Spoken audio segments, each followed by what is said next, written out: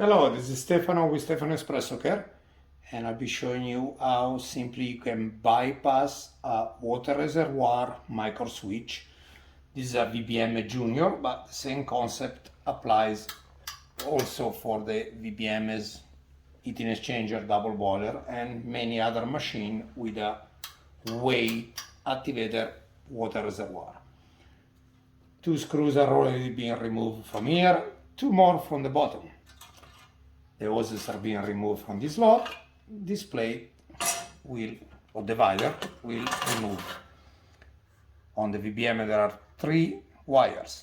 You can mark them, but you have power coming in, power coming out, and the low level light.